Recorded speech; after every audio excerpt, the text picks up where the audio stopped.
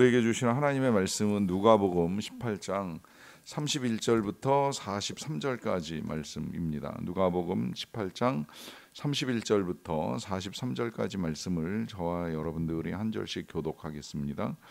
예수께서 12제자를 데리시고 이르시되 보라 우리가 예루살렘으로 올라가노니 선지자들을 통하여 기록된 모든 것이 인자에게 응하리라. 인자가 이방인들에게 넘겨져 희롱을 당하고 능욕을 당하고 침뱉음을 당하겠으며 그들은 채찍질하고 그를 죽일 것이나 그는 3일 만에 살아나리라 하시되 제자들이 이것을 하나도 깨닫지 못하였으니 그 말씀이 감추었으므로 그들이 그 이르신 바를 알지 못하였더라. 여리고에 가까이 가셨을 때에 한 맹인이 길가에 앉아 구걸하다가 우리가 지나감을 듣고 이 무슨 일이냐고 물은데 그들이 나사렛 예수께서 지나가신다 하니 맹인이 외쳐 이르되 다윗의 자손 예수여 나를 불쌍히 여기소서 하오늘 앞서 가는 자들이 그를 꾸짖어 잠잠하라 하되 그가 더욱 크게 소리질러 다윗의 자손이여 나를 불쌍히 여기소서 하는지라. 예수께서 머물러 서서 멍하여 이르고 그가 가까이 오매 물어 이르시되 내게 무엇을 하여 주기를 원하느냐 이르되 주여 보기를 원하나이다. 예수께서 그에게 이르시되 보라 네 믿음이 구원하였으며 하시매 같이 읽습니다. 곧 보게 되어 하나님께 영광을 돌리며 예수를 따르니 백성이 다 이를 보고 하나님을 찬양하니라. 아멘. 2주 전 주일에 함께 나누었던 말씀 중에 우리 예수 그리스도께서 비밀이라라고 하는 표현이 들어 있었습니다. 예수 그리스도는 만세와 만대로부터 감추어졌던 비밀이 이제 드러나게 된 것이다라고 하는 말씀입니다. 이때 비밀이라고 하는 건 예수님의 존재도 비밀이었고 또 우리 예수님의 사역 가장 중요한 것은 예수님을 통해서 하나님의 구원 역사가 이 땅과 모든 사람들에게 나타나는 것이 비밀이었습니다. 이때 이 비밀은 이 시크릿보다는 이제 미스테리, 신비에 가깝다는 말씀도 드렸습니다. 신비한 것은 어떻게 그런 사건들을 통하여 이제 우리를 구원하시는 이것을 이제 우리가 이해하고 믿는 것이 쉽지 않다는 것이죠. 하지만 예수님은 하나님은 이것을 이제 어느 날 갑자기 진행해 나가신 것이 아니라 오래전부터 감추어졌던 이 신비한 계획이기 때문에 이제 이 계획을 사람들이 알 수 있고 또 오해하지 않도록 이미 많은 선지자들을 통해서 알려주셨습니다. 그래서 구약이 존재하는 가장 큰 이유 중에 하나는 이제 이 땅에 임하실 예수님을 우리에게 알려주시는 것을 하기 위한 것인데 그 가운데 특별히 이제 선지자들이 우리 예수님에 대해서 미리 많은 말씀들을 하셨지요. 그 가운데 뭐 우리가 지금 읽어나가는 이 누가복음에 나오는 예수님을 향한 인자라고 하는 표현도 구약에서 사용된 표현을 이제 그대로 가지고 와서 사용을 하는 것입니다. 이게 그냥 단순히 사람의 아들이 아니라 다니엘서에서 예언된 대로 인자가 이제 이 땅에 와서 하실 일들을 이제 말씀하신 대로 그 일을 이루셨기 때문에 누가는 특별히 예수님에 대한 기록을 전하면서 인자라고 하는 표현을 자주 사용을 합니다. 그 가운데 이제 오늘 예수님께서 특별하게 제자들에게 전하는 메시지가 본문 앞부분에 들어 있는데요. 그것은 예루살렘으로 이제 이 예수님과 제자들이 올라가는데 그 올라가는 것은 그동안의 선지자들을 통하여서 기록된 모든 것이 인자이신 예수님께 응하는 날이 가까웠기 때문이다라고 하는 것입니다. 이 선지자들을 통해서 기록된 모든 것, 이것이 오랜 시간 여러 선지자들이 각 지역에서 서로를 알지 못하는 상태에서 전하기는 하였지만 이 모든 것들이 하나님의 말씀이고 또 이 모든 것들이 전해진 핵심은 예수 그리스도이고 또 그 예수 그리스도께서 하실 일, 겪으실 일들에 대해서 말씀하신 것들이기 때문에 이제는 그것이 응할 때가 이르렀다라고 하는 말씀입니다. 그 일들은 이제 이 예수님이 열거하시기를 희롱이고 또 능욕을 당하는 거고 침뱉음을 당하는 거고 채찍질을 당하는 거고 죽음을 당하는 것이었습니다. 거기에 이제 그런 일들이 끝나고 난 다음에는 인자 그는 3일 만에 살아나리라라고 하는 말씀까지 하셨습니다.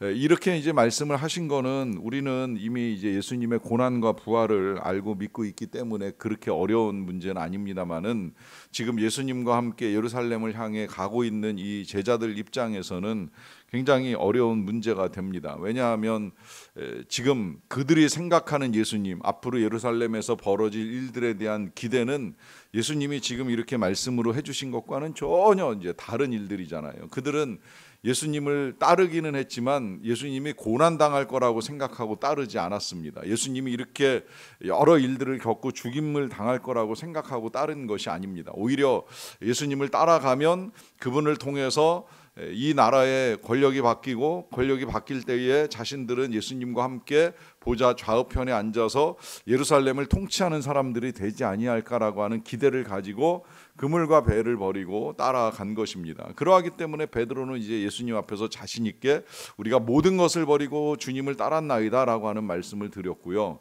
하지만 이제 그때 우리 예수님이 하셨던 답변은 뭐 그 자체가 잘못된 것은 아니지만 그러나 정말 예수님을 잘 따라가면 현세에서도 복을 받지만 내세에서도 복을 받는다. 중요한 건 현세보다 내세에서 더 크고 귀한 것들이 임하게 될 것이다라고 하는 말씀을 통하여서 이 땅의 부귀영화만을 위하여 예수님을 따르는 것이 아니라 하나님이 약속하신 은혜들을 더 풍성히 영광스럽게 영원히 누리기 위해서 예수님을 따르는 것이 중요하다는 걸 일깨워 주셨지요.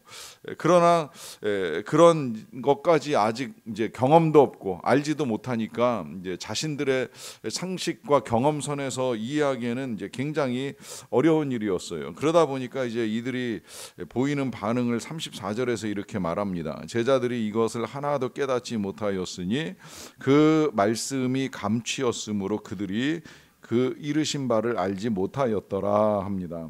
여기서도 이제 다시 한번 말씀이 감추어졌다라고 하는 이제 표현이 나오는데요. 이 표현이 이제 이 누가의 표현만이 아니라 사도 바울도 똑같은 표현을 쓰지요. 이제 이게 오늘 이번 주일에 이제 제가 전하게 될 말씀의 제목이기도 한데요.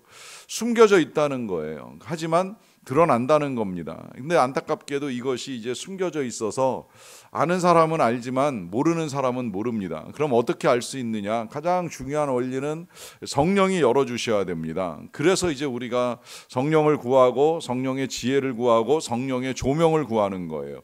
이게 그냥 글자로 쓰여진 기록된 책이긴 하지만 그러나 이 책을 우리가 이해하고 믿고 받아들이는 데 있어서는 성령의 감동과 역사가 나타나야 하기 때문에 이제 그것을 구하면서 함께 성경을 볼 때에 우리의 지혜가 더 풍성하게 되는 역사가 나타나는 것이죠. 자, 그렇다고 한다면 반드시 성령의 역사로만 이 모든 것들이 드러나는가? 꼭 그런 것은 아니다라고 하는 이제 생각이 드는 사건이 오늘 본문 후반부에 이어지는데요. 우리 예수님께서 여리고에 가까이 임하셨을 때에 한 맹인이 길가에 앉아서 구걸을 합니다. 그리고 이제 사람들이 웅성거리면서 지나가는 소리가 들리니까 이게 도대체 이제 무슨 일인가라고 하는 질문을 하지요. 그때 이제 사람들이 가르쳐 주기는 했어요. 지금 나사렛 예수께서 지나가신다라고 하는 것이었습니다. 그러자마자 이 맹인이 외쳐서 소리를 지르기를 다윗의 자손 예수여 나를 불쌍히 여기소서라고 하는 이제 기도를 합니다. 간구를 드리는 것이지요.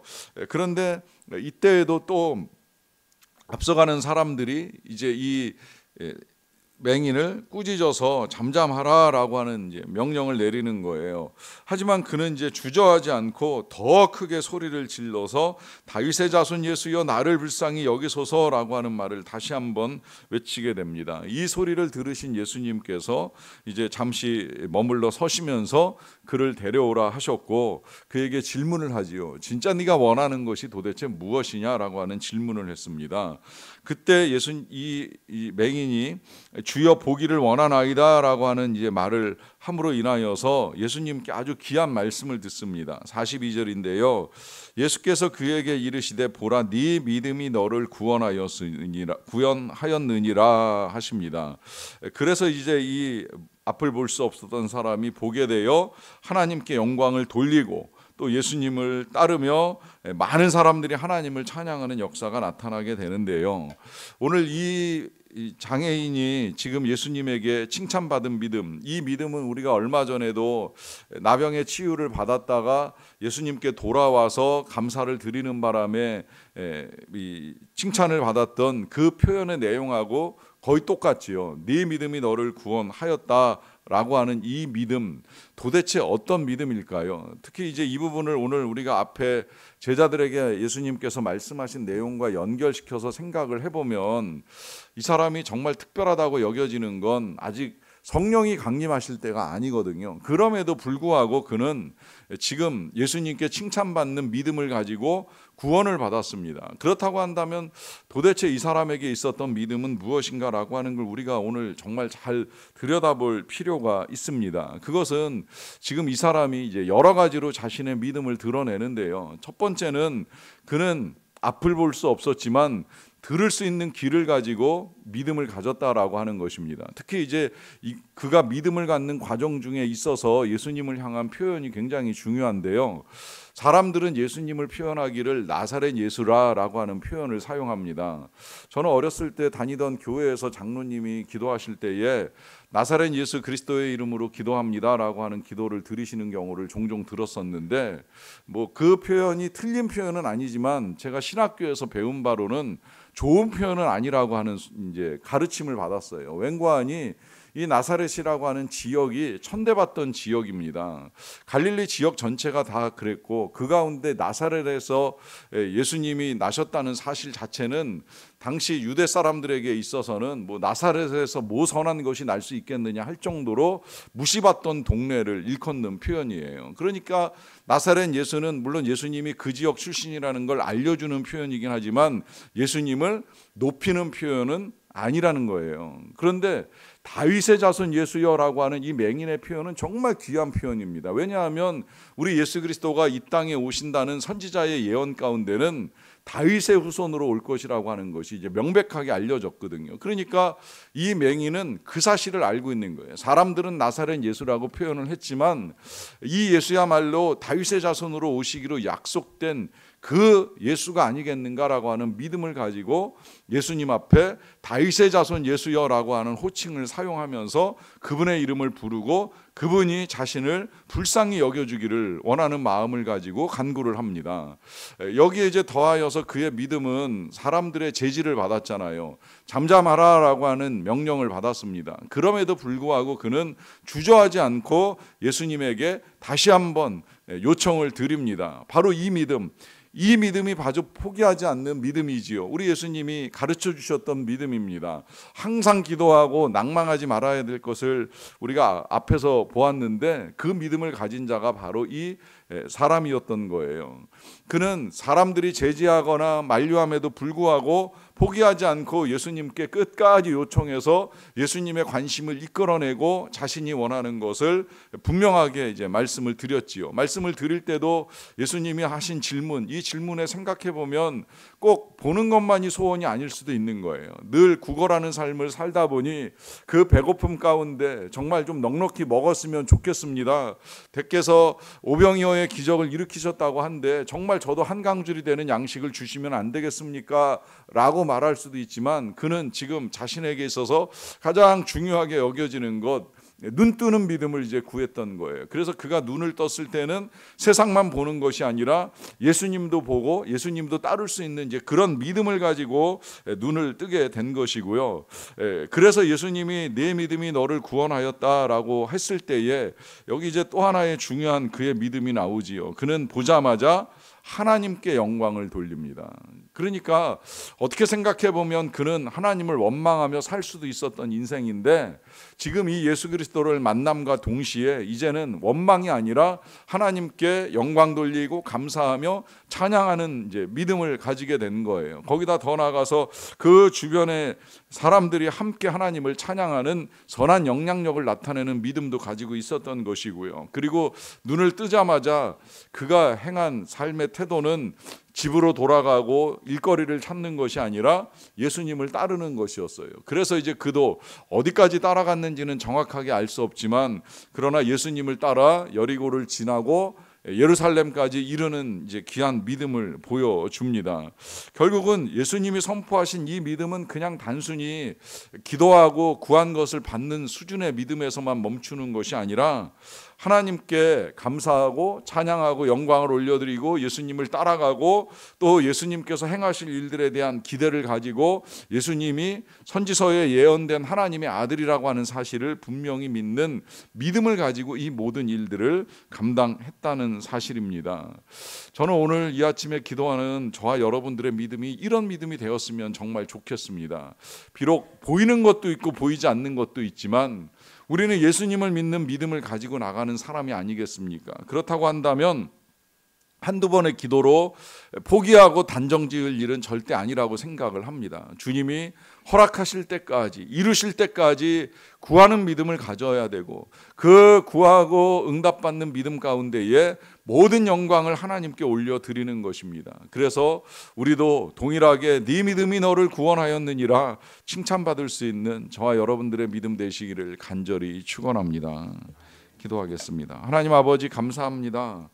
오늘도 우리를 사랑하셔서 불쌍한 우리들을 돌아봐 주셔서 감사합니다. 부족한 것이 한 가지가 아니라 수없이 많은데 이 부족함에도 불구하고 우리에게 은혜를 베푸셔서 믿음을 갖게 하시고 하나님을 알게 하여 주시고 예수님을 따르는 믿음을 가지고 살게 하신 이 모든 것들로 인하여 감사와 영광을 올려드리옵나이다.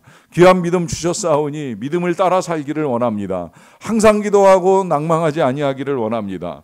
때로 낙심될 때라 할지라도 포기하지 않고 끝까지 구하는 믿음을 통하여서 오늘 이 앞을 볼 수 없었던 자가 눈을 뜨고 예수님을 만나며 예수님을 따랐던 아름다운 일들을 우리도 이루어갈 수 있게 되기를 원합니다. 오늘도 그 믿음을 가지고 주님 앞에 나와 기도하며 하루를 시작하는 모든 주의 백성들에게 은혜를 내리워 주시옵소서. 충만한 은혜를 내리워 주시옵소서. 성령의 은혜를 내려주시기를 원합니다. 성령의 충만함으로 살게 하여 주시옵소서. 성령의 지혜로 하나님의 비밀을 더 열어가게 하시고 알게 하시고 깨닫게 하시고 믿는 역사가 나타나게 하여 주시기를 원합니다. 성령의 사랑을 더하여 주시기를 원합니다. 미움 많고 다툼 많은 이 세상 속에서 포용력을 더하여 주시고 주께서 우리를 용납하셨듯이 우리도 용납하며 살아가는 믿음의 삶을 살도록 도와주시옵소서. 하나님 성령의 거룩함을 더하여 주시옵소서. 죄악 많고 어두운 세상 속에서 빛과 소금으로 살아야 되겠기에 우리도 거룩한 삶의 아름다운 능력을 견지하고 그래서 그 능력을 힘입어서 세상에 선한 영향력을 드러내며 살아가는 우리의 삶이 되게 하여 주시옵소서. 이렇게 하나님의 나라와 의를 구할 때에 모든 주의 백성들의 가정에 필요한 은혜를 내려주시기를 원합니다. 건강과 치유함의 은혜를 내려주시고 일용할 양식을 허락하여 주시고 또 가정 안에 필요한 믿음과 사랑의 은혜를 더하여 주시옵소서. 일터의 일들이 잘 해결될 수 있도록 도와주시고 늘 안전하게 수고하는 일들을 통하여 하나님이 주신 것들을 얻고 누리는 또 나누는 복락을 함께하여 주시옵소서. 하나님 선교지에 나가 계신 우리 선교사님들을 강건하게 붙들어 주시고 모든 상황들 속에서 한결같이 섬겨 나갈 때에 아름다운 열매가 맺히고 풍성한 추수의 기쁨을 누릴 수 있도록 도와주시옵소서. 선교사님들을 섬기기 위하여 준비하는 손길들에게 은혜를 내리워 주시고 이제 준비한 것을 보내는 작업을 진행하옵나니 이 일 또한 하나님의 손에서 순적하게 진행될 수 있도록 은혜를 내려주시기를 간절히 원합니다. 모든 일들을 통하여 우리에게 늘 선한 은혜 베풀어 주시는 주님의 이름만이 높임 받으시기를 간절히 원하옵고 예수 그리스도의 이름으로 기도하옵나이다. 아멘.